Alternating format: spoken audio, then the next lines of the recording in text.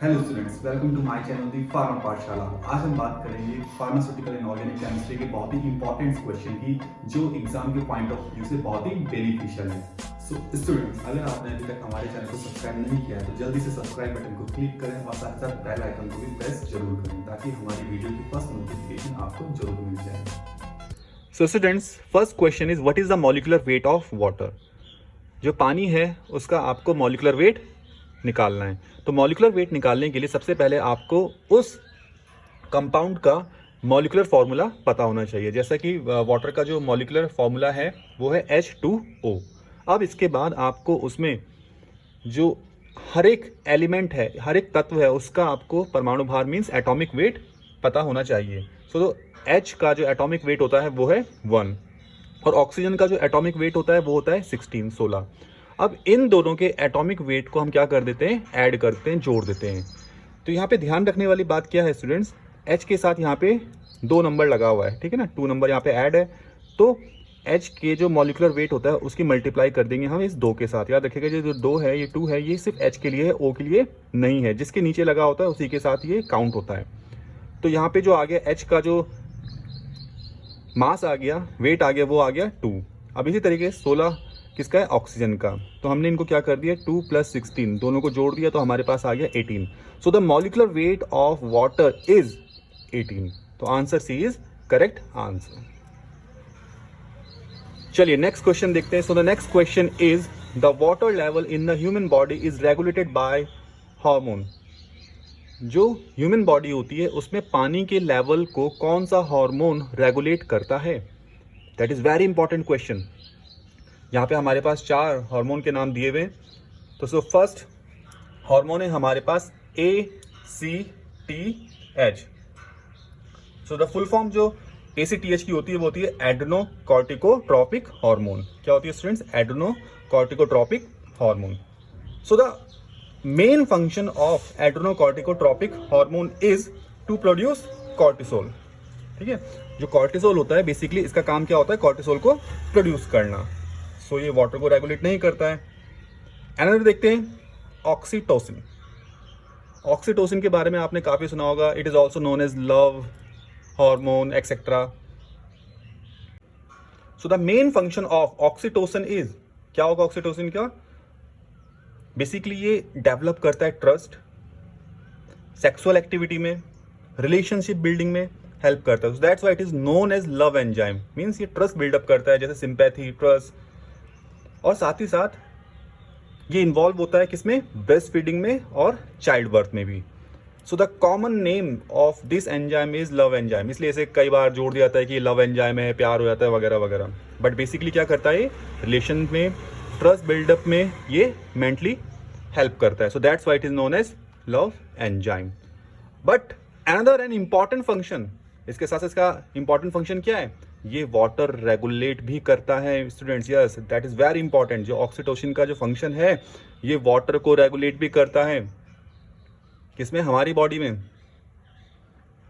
So B is the correct answer. Next hormone है FSH। The full form of FSH is follicle stimulating hormone. So basically this hormone is responsible for हमारी जो growth होती है, development होती है, puberty होती है, maturation होती है, या रिप्रोडक्टिव प्रोसेस होती है, उसमें जो डेवलपमेंट होता है, उसमें जो ग्रोथ होती है, उसको ये रेगुलेट करता है। तो basically it is responsible for growth. तो किसमें हेल्प करेगा ये, ग्रोथ में। ग्रोथ से रिलेटेड जो भी हमारी बॉडी में एक्टिविटीज होती हैं उनको ये रेगुलेट करता है। तो this hormone known as follicle stimulating hormone. Next है एपिनेफ्रिन। सो बेसिकली इसको हम एड्रेनलिन के नाम से भी जानते हैं। तो जैसे कि स्टूडेंट जानते हैं कि एड्रेनलिन का फंक्शन क्या होता है। एड्रेनलिन कब निकलता है, एड्रेनलिन बेसिकली निकलता है जब हमारी बॉडी में एक्साइटमेंट होता है, एंगर होते हैं, हम लोग गुस्से में होते हैं, तब हमारी बॉडी से एड्रेनलिन स्टिमुलेट होता है। और इसके साथ साथ जो हमारी बॉडी में विसरल एक्टिविटीज होती हैं लाइक रेस्पिरेशन, उनको भी ये रेगुलेट करता है। So these are the function of 4 enzymes. तो कौन सा आंसर जाएगा इसमें से, oxytocin. Next question is if a solution has to be a buffer, its pH should be, means अगर हमारे पास कोई सोल्यूशन है जो क्या है, बफर है, तो उसकी पीएच कैसी होनी चाहिए, ठीक है। तो हमारे पास 4 ऑप्शन है, at its pKa value, at is Ka value, at 7, at 14, means जो उसकी pH है वो इनमें से क्या होनी चाहिए। तो सब स्टूडेंट्स फर्स्ट ऑप्शन है जैसे एट इट्स pKa वैल्यू, सबसे पहले आपको pKa पता होना चाहिए। pKa इसको बोलते हैं, क्या बोलते हैं pKa को, एसिड डिसोसिएशन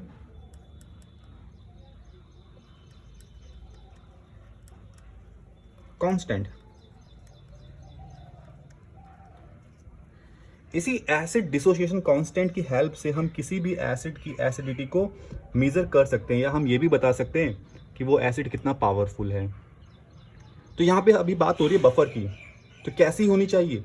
अगर वो 7 हो गया तो वो न्यूट्रल हो जाएगा, अगर वो 14 हुआ तो वो बेसिक हो जाएगा। जबकि हमें पता है बफर्स क्या होते हैं, बफर्स होते हैं वीक एसिड और कंजुगेटेड बेस का मिक्सचर। तो यहाँ पे डिपेंड करेगा at its pKa value, means totally depend करेगा इसकी एसिड डिसोसिएशन कांस्टेंट वैल्यू के ऊपर। Okay, so the first answer is right. So the fifth question is buffers are mixture of, buffer किसके मिक्सचर होते हैं, strong acid and strong base, strong acid and weak base, weak acid and their conjugated base, weak base and their conjugated acid. Yes student, जैसे कि मैंने पिछले question में भी बताया था, जो बफर्स होते हैं वो क्या होते हैं, weak acid and their conjugated base के मिक्सचर होते हैं। क्यों होते हैं, क्योंकि बफर की क्वालिटी यही होती है, बफर के कांटेक्ट में अगर कोई भी एसिड या बेस आता है तो वो उसकी पीएच को मेंटेन करके रखता है। ये नहीं कि आपने उसमें बहुत सारा एसिड डाल दिया, बहुत सारा बेस डाल दिया तो भी वो उसकी पीएच को मेंटेन करके रखेगा। Next question is fluoride inhibits carries formation via, means carries क्या होती है स्टूडेंट, डेंटल कैरीज क्या होती हैं, जो हमारे दांतों की बीमारियां होती हैं, जैसे कैविटीज़ की वजह से हमारे दांतों में मसूड़ों में सड़न हो जाना, दांतों में दर्द होना, that is known as caries. Okay, जो फ्लोराइड बेस्ड पेस्ट होते हैं वो कैसे इनको कम करने का काम करते हैं, कैसे करते हैं, increase acid solubility of animal या bacterial inhibition, C both the above and D decrease the acid solubility of animal. अब बेसिकली स्टूडेंट्स जो एनिमल होता है वो हमारी जो टीथ होते हैं उनके बाहर की जो वाइटनेस है या आउटर कवरिंग इसे बोलते हैं, ये होता है, ठीक है। बेसिकली ये सबसे हार्ड पार्ट भी हमारी बॉडी का माना जाता है और ये है। सो जो एसिड होते हैं, जो हम एसिड वाली चीज़ें खाते हैं वो क्या करते हैं, इसको डिसॉल्व करने का काम करते हैं, इसको घोलने का काम करते हैं, ठीक है। तो जो फ्लोराइड होता है वो क्या करता है, जो ये एसिड होती है इनकी सॉल्युबिलिटी को क्या कर देगा, डिक्रीज कर देगा, जिसकी वजह से हमारा एनिमल बच जाता है। So the D answer is the right answer. Next question is a device for actually observing the path of alpha and beta particle is a, ऐसी कौन सी डिवाइस है जिससे अल्फा एंड बीटा पार्टिकल्स के path को, उनके रास्ते को, उनके चलने की दिशा को मेजर किया जा सकता है। तो there are 4 option, cyclotron, GM counter, M spectrograph and Wilson cloud chamber. So students, cyclotron, cyclotron क्या होता है, ये पार्टिकल की वेलोसिटी को इंक्रीज कर देता है, मतलब उनकी गति को तेज कर देता है, या अनचार्ज पार्टिकल को चार्ज में कन्वर्ट करता है, तो उस इंस्ट्रूमेंट को बोलते हैं cyclotron. GM counter, that is very important. GM counter एक ऐसी डिवाइस है जिससे अल्फा एंड बीटा जो पार्टिकल्स होते हैं उनके पाथ को मेजर किया जा सकता है, ठीक है। एम स्पेक्ट्रोग्राफ, एम स्पेक्ट्रोग्राफ का फंक्शन क्या होता है कि जो स्पेक्ट्रोफोटोमेट्री होती है, जहां पे वेव्स, तरंगे होती है, उन तरंगों को इमेजेस में या पहचानने का, रिकॉग्नाइज करने का काम करता है स्पेक्ट्रोग्राफ। विल्सन क्लाउड चैम्बर, अब विल्सन क्लाउड चैम्बर क्या होता है, बेसिकली एक ही चैम्बर होता है जिसमें जो एक्स रेज होती हैं या कॉस्मिक रेज होती हैं उनकी स्टडी करने के लिए उनको डिटेक्ट किया जा सकता है। So the B is the correct answer, GM counter. Next question is the thin wire at the cathode of GM tube act as, कैसे काम करेगी, जो एक थिन वायर होती है, पतली सी वायर होती है, किसमें, जो कैथोड के पास जीएम ट्यूब जो होती है, गीगर म्यूलर जो काउंटर होता है, उसमें जो थिन वायर होती है कैथोड के पास, उसको हम क्या बोलते हैं, क्या नाम होता है उसका। तो यहाँ पे है कैथोड, एनोड, न्यूट्रल और नन, इनमें से कोई भी नहीं। तो जो थिन वायर होती है कैथोड के पास स्टूडेंट्स, उसको बोलते हैं हम एनोड। और एनोड पे कैसा चार्ज होता है? Anode having positive charge. तो इसका आंसर रहेगा करेक्ट आंसर बी।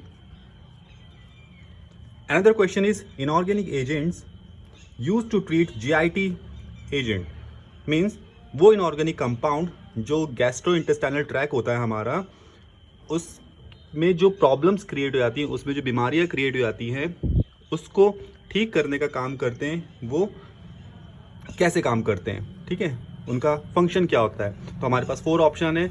जैसे फर्स्ट है product for altering gastric pH, productives for intestinal inflammation, adsorbent for intestinal toxin, या ऑल ऑफ द अबाउट। तो जो हमारे जीआईटी कंपाउंड होते हैं जो पेट की बीमारी में यूज़ किए जाते हैं, खासकर जो जीआईटी की प्रॉब्लम होती है जैसे एसिडिटी हो गया, गैस बन जाना हो गया, ठीक है ना, कॉन्स्टिपेशन हो गया, तो उसमें जो प्रोडक्ट हम लेते हैं वो क्या काम करते हैं? या तो वो जो गैस्ट्रिक पीएच होती है, जैसे एसिडिटी बन जाती है, उसमें पीएच को क्या करते हैं? वो पीएच को मेंटेन करने का काम करते हैं।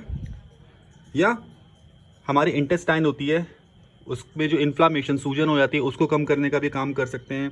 Adsorbent for external toxin, adsorbent का मतलब होता है जो एब्जॉर्ब करने का काम करते हैं, जो सोख लेते हैं। मतलब जैसे हमारी बॉडी में कोई बाहर से टॉक्सिन्स आते हैं, चाहे वो बैक्टीरियाज हों, चाहे वो डस्ट पार्टिकल हों, ठीक है, चाहे वो पैथोजेंस हों, तो उनको क्या करते हैं? वो एब्जॉर्ब कर लेते हैं, एड्सॉर्ब कर लेते हैं। तो ये सारे के सारे फंक्शन कहीं ना कहीं कंपाउंड प्ले करते हैं, तो उनको बोलते हैं हम जीआईटी एजेंट। तो इसीलिए यहाँ पे जो आंसर रहेगा वो रहेगा all of the above, means ये सारे के सारे काम जीआईटी एजेंट करते हैं। नेक्स्ट क्वेश्चन है impurities in pharmaceutical preparation may be due to following sources. अब जो हमारी प्रिपरेशंस होती हैं फार्मास्यूटिकल, जो हम प्रोडक्ट बनाते हैं, उनमें इम्प्योरिटी किसकी वजह से आ सकती हैं? तो जैसे कि हमने इम्प्योरिटीज़ वाले चैप्टर में पढ़ा था स्टूडेंट्स की, जो इम्प्योरिटीज़ होती हैं वो बहुत सारे तरीक़ों से हमारे प्रोडक्ट्स में आ सकती हैं। तो वो रॉ मटेरियल की भी हो सकती हैं। रॉ मटेरियल मीन्स जैसे हमारे पास जो कच्चा माल होता है उसमें गलती से कुछ प्रोडक्ट मिल जाएं तो उसको बोलते हैं हम रॉ इम्प्योरिटी। मैन्युफैक्चरिंग प्रोसेस, जब हम कोई प्रोडक्ट बना रहे होते हैं तो गलती से हमारी प्रोसेस की वजह से उसमें कुछ इम्प्योरिटीज़ आ जाएँ, उसको बोलते हैं manufacturing process. Chemical instability, chemical instability का मतलब कि जो हमारे मटेरियल्स हैं वो एक दूसरे के साथ रिएक्ट करके वो अनस्टेबल हो जाते हैं, उनके अंदर चेंजेस आ जाते हैं, उसको बोलते हैं हम केमिकल अनस्टेबिलिटी। तो ये सारी की सारी इम्प्योरिटीज़ देखी जाती हैं, तो इसका भी आंसर होगा all of the above. Next question है नाइट्रस ऑक्साइड इज। अब नाइट्रस ऑक्साइड के यूज़ क्या क्या हैं? अब बेसिकली नाइट्रस ऑक्साइड बहुत सारे तरीके से यूज़ किया जाता है, बट जो हमारे पास ऑप्शन है first analgesic, second anaesthetic, C both A and B and none of these. इनमें से कौन सा यूज़ है नाइट्रस ऑक्साइड का? सो स्टूडेंट बेसिकली जो नाइट्रस ऑक्साइड है वो एनाल्जेसिक की तरह भी यूज़ किया जाता है, मीन्स जो पेन को रिमूव करने का काम करते हैं उसकी तरह भी यूज़ किया जाता है, एनेस्थेटिक की तरह भी यूज़ किया जाता है, ठीक है। तो यहाँ पे हमारे दोनों आंसर सही हैं, तो इसलिए यहाँ पे जो आंसर आएगा both A and B, so C is the right answer. Okay, next question है temporary hardness of water may be soften bye.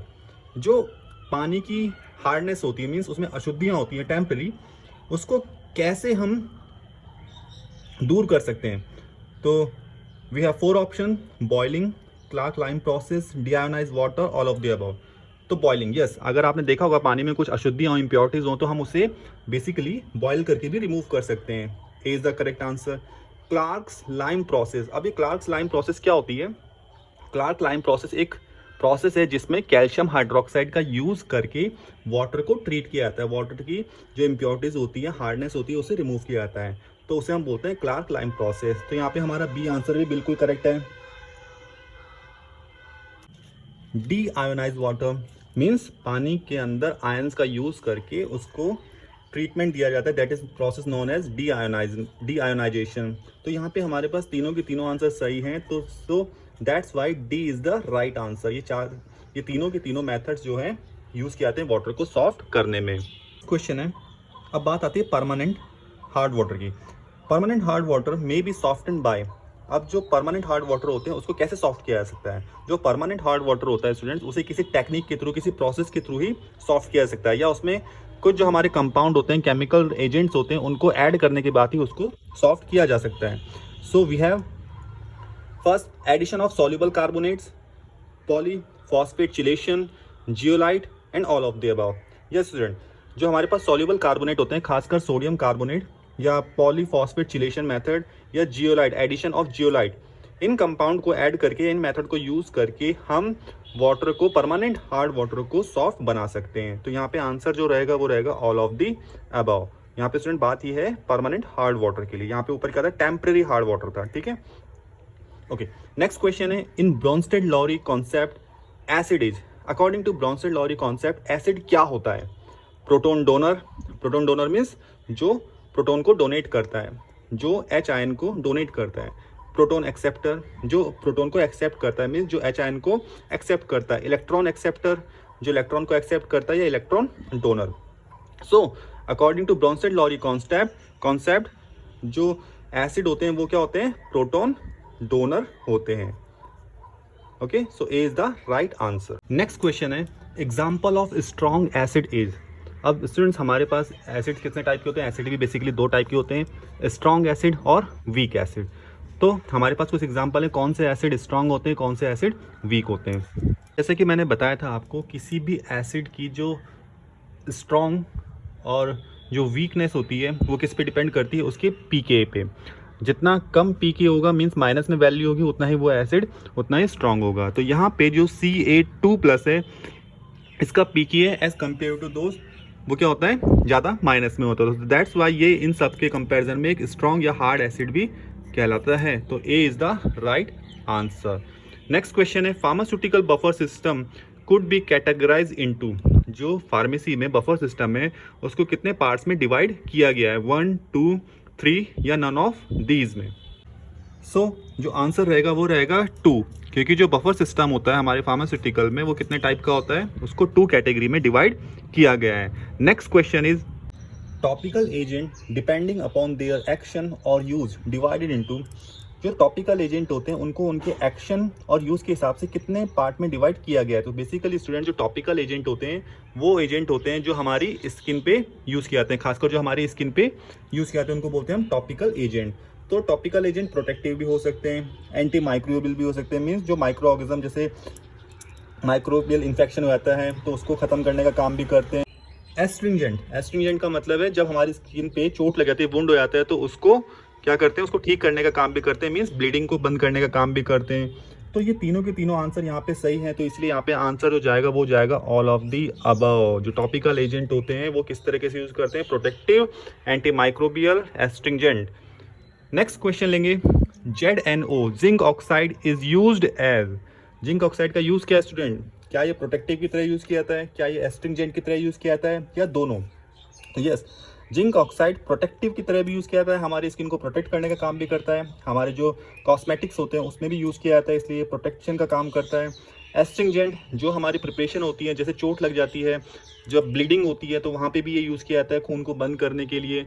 तो उन कंपाउंड को जो खून को बंद करने का काम करते हैं, ब्लीडिंग को रोकने का काम करते हैं, उन्हें बोलते हैं एस्ट्रिंजेंट। तो यहाँ पे ये दोनों की तरह काम करता है, तो इसलिए आंसर रहेगा सी, किसकी तरह? प्रोटेक्टिव और एस्ट्रिंजेंट की तरह। नेक्स्ट क्वेश्चन लेंगे important, inorganic anti microbial agent can be divided into. जो हमारे पास एंटी माइक्रोबियल एजेंट है इनऑर्गेनिक, उनको कितने में डिवाइड किया गया है? तो जो इनऑर्गेनिक एंटी माइक्रोबियल एजेंट होते हैं वो basically oxidation, halogenation, protein precipitate, इनके ऊपर वर्क करते हैं। तो इसीलिए जो यहाँ पे आंसर रहेगा वो रहेगा all of the above. So keep like and subscribing our channel, the Pharma Pathshala. Thank you so much for watching.